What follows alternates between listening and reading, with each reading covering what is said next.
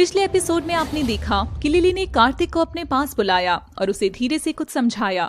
भगवंत जी और काशवी बात कर ही रहे थे कि ऊपर से चलता हुआ पंखा भगवंत जी के ऊपर गिर गया। भगवंत जी के सिर से खून निकला तो वहीं काशवी और सरिता की आंखों से आंसू बहने लगे। लिली और कार्तिक एक दूसरे को देखकर मुस्कुराए। अब आगे। अंकल जी, जल्दी से हॉस्पिटल लेकर चलो। हाँ, लेकिन मुझे कार चलानी नहीं आती। कबीर को बुलाओ, कियारा को कॉल कर दो। कार्तिक, आप ही कार ड्राइव कर लीजिए। मैं इमरजेंसी में गाड़ी चलाते हुए कांपता हूँ, इसलिए मुझे रास्ते में एक्सीडेंट का खतरा है। ठीक है, मैं कियारा और कबीर को कॉल करती हूँ। काशवी ने सबसे पहले कियारा को कॉल की। काशवी ने कियारा को सारी बात बताई। कियारा जल्दी से अपनी कार लेकर आ गई। काशवी और सरिता ने भगवंत जी को कार में बिठाया और हॉस्पिटल लेकर गए, लेकिन लिली और कार्तिक ने उनकी कोई मदद नहीं की। भगवंत जी की हालत बहुत खराब थी। भगवंत जी का बहुत ज्यादा खून बह चुका था, इसलिए उन्हें आईसीयू में एडमिट कराया गया। काशवी ने कबीर को कॉल की। कबीर भी हॉस्पिटल में पहुंच गया। माँ, ये सब कैसे हुआ और अब पापा कैसे हैं? सरिता रोने लगी। कबीर ने अपनी माँ को गले लगाया। माँ, आप रोना बंद कीजिए, पापा जल्दी ठीक हो जाएंगे। लेकिन ये सब हुआ कैसे? सरिता ने कबीर को सारी बात बताई। कियारा सब समझ चुकी थी। ये जरूर उस लिली का किया हुआ है। लिली कहाँ है? वो दोनों घर पर ही हैं। कौन दोनों? कोई और भी आई है क्या? कोई लड़की नहीं आई है, बल्कि लिली का भाई कार्तिक आया है। फिर वो दोनों हॉस्पिटल क्यों नहीं आए? वो हमारे मेहमान है, हमारे साथ उनको क्यों परेशान करना है? ठीक है, लेकिन पंखा अचानक से कैसे गिर सकता है? पंखा अचानक से ही गिरता है मैडम, वो पहले से बताता नहीं है कि मैं गिरने वाला हूँ। आप नीचे से हट जाओ। कबीर, तुम मुझसे इतना चिढ़ते क्यों हो? तुम बातें ऐसी करती हो और फिर तुम बोलती हो कि मैं चिढ़ता हूँ। मैंने ऐसी क्या बात कही है? तुम अपनी बात से क्या साबित करना चाहती हो? यही कि उसमें किसी की साजिश है। तुम अपना दिमाग कम चलाया करो। मेरे पापा का अंदर ट्रीटमेंट चल रहा है, मैं टेंशन में हूँ, इसलिए मुझे शांति में रहने दो। तुम ऐसे बनकर दिखा रहे हो जैसे मुझे अंकल की बिल्कुल भी फिक्र नहीं है। सिर्फ तुमको ही उनकी परवाह है। मुझे तुमसे कोई बात नहीं करनी। ठीक है, पंखा नीचे कैसे गिरा मैं इसका पता लगा कर ही रहूंगी। तुम कुछ पता नहीं लगा पाओगी। मुझे आकर काशी या लिली का नाम ही बताओगी। मैं तुम्हें बहुत अच्छी तरह जानता हूँ। मेरी इन दोनों से कोई पर्सनल दुश्मनी नहीं है। ठीक है, अभी तुम यहाँ से जाओ, मैं पहले से ही बहुत परेशान हूँ। कियारा वहाँ से चली गई। लिली और कार्तिक कबीर के घर में अकेले थे। दोनों आपस में बात कर रहे थे। मैं यहाँ कबीर को मारने आई थी। मैं उसके माँ पापा को कोई नुकसान नहीं पहुँचाना चाहती थी, लेकिन भगवंत जी को चोट कैसे लगी मुझे ये समझ नहीं आ रहा। वो सब मेरा कमाल है। ये सब तुमने कैसे किया? यही मेरा कमाल है। तुम्हें भगवंत जी के साथ ऐसा नहीं करना चाहिए था। हमारा शिकार कबीर है। अब कबीर के घर में घुस गए, जल्द ही उसको शिकार भी बना लेंगे। कियारा दरवाजे के बाहर खड़ी होकर ये बात सुन रही थी। अच्छा, मेरा शक सही था। ये लिली और कार्तिक का काम था, लेकिन कबीर मेरी बात पर यकीन नहीं करेगा। मुझे अब इन दोनों पर नजर रखनी होगी और सारी सच्चाई कबीर के सामने लानी होगी। अब मुझे तुरंत हॉस्पिटल जाना होगा। कियारा वापस हॉस्पिटल चली गई। भगवंत जी को हॉस्पिटल में एडमिट हुए रात हो चुकी थी। भगवंत जी का पूरा परिवार हॉस्पिटल में ही था। माँ, आप और काशवी घर चले जाओ। बेटा, तुम यहाँ अकेले रह जाओगे, इसलिए हम दोनों भी यहीं रुक जाते हैं। आप दोनों सुबह आ जाना, अभी यहाँ रुककर कोई फायदा नहीं है। ठीक है, हम जा रहे हैं। सरिता और काशवी वापस घर चले गए। कबीर हॉस्पिटल में अकेला था। वो आईसीयू के बाहर कुर्सी पर बैठ गया। तभी हॉस्पिटल में लिली और कार्तिक आए।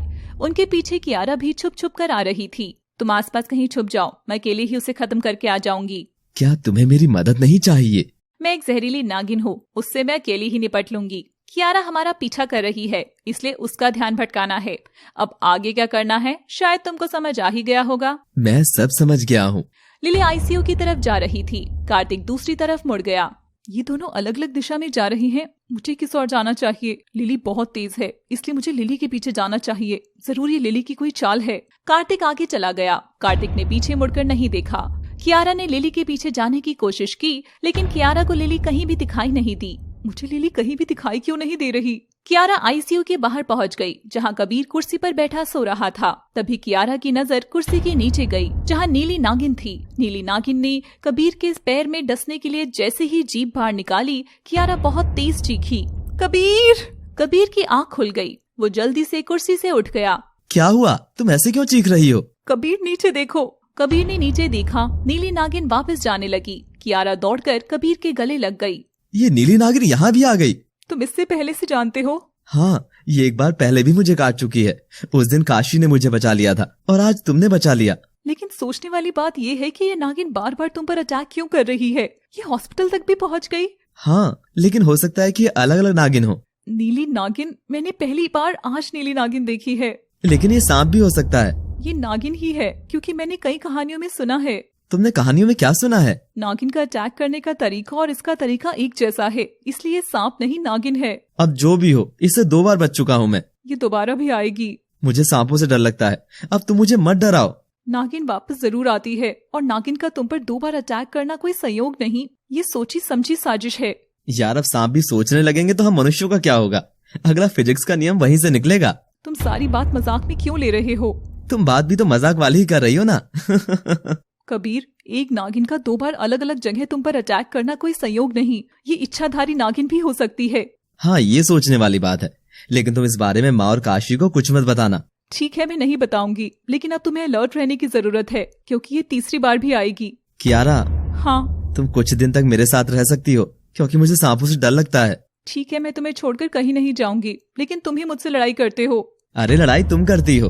अच्छा चलो ठीक है, अब आगे से नहीं लड़ेंगे। कबीर और कियारा आईसीयू के बाहर बैठ गए। नीली नागिन बाहर हॉस्पिटल के बाहर जाकर मानो धूप में आ गई। कार्तिक भी बाहर आ गया। काम हुआ? नहीं हुआ। उस दिन काशवी आ गई थी और आज वो कियारा आ गई। कबीर बार बार बच जाता है। तुम बहुत शक्तिशाली बनकर मुझे यहाँ छोड़ कर गई थी, लेकिन अब तक कुछ नहीं कर पाई। ठीक है, तुम जाकर कबीर को खत्म कर दो।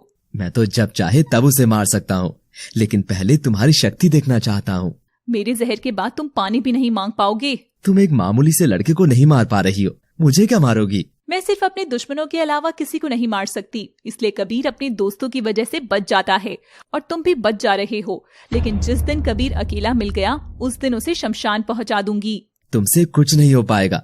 2 बार कबीर तुम्हारे पास आया और दोनों बार तुमने उसे बचा दिया। अगली बार नहीं बचेगा।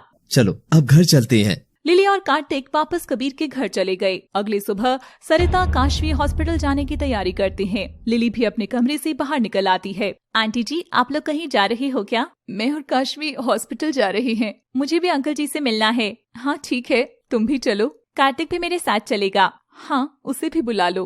कार्तिक भी बाहर आ गया। कहाँ जा रहे हो और किसको बुलाने की बात चल रही है? जहाँ लेकर जा रहे हैं वहाँ चलो। सभी लोग कार में बैठकर हॉस्पिटल चले गए। कबीर, काशवी और कियारा ने सरिता जी के साथ मिलकर भगवंत जी का बहुत ध्यान रखा। 3 दिन बाद भगवंत जी ठीक होकर हॉस्पिटल से घर आ गए। भगवंत जी का ठीक होकर घर आ जाना कार्तिक और लिली को पसंद नहीं आया। दोनों ही इस बात से बहुत क्रोधित थे। घर के सभी लोग बैठकर नाश्ता कर रहे थे, तभी कार्तिक वहाँ से उठकर बाहर चला गया। ये कार्तिक ज्यादा ड्रामे दिखा रहा है। लिली कार्तिक के पास गई। कार्तिक, तुम ज्यादा ड्रामे नहीं दिखा रहे हो? हाँ, सारी गलती मेरी ही है। मुझे तुम पर विश्वास नहीं करना चाहिए था। आज कबीर का अंत हो जाएगा। तुमसे ज्यादा मुझे कबीर को मारने की जल्दी है। मैं कुछ नहीं जानता, जो भी हो, मुझे आज कबीर की मौत देखनी है। तभी कबीर फोन पर बात करते हुए बाहर आया और दूर जाकर बात करने लगा। तुम्हारे पास अभी भी मौका है। कबीर वहाँ अकेला खड़ा है, तुम अभी भी अपना काम कर सकती हो। हाँ, मैं समझ गई। लिली नागिन बनकर कबीर की तरफ जाने लगी। घर से बाहर आती कियारा ने यह सब देख लिया। लिली ही नीली नागिन है? कहानी जारी रहेगी।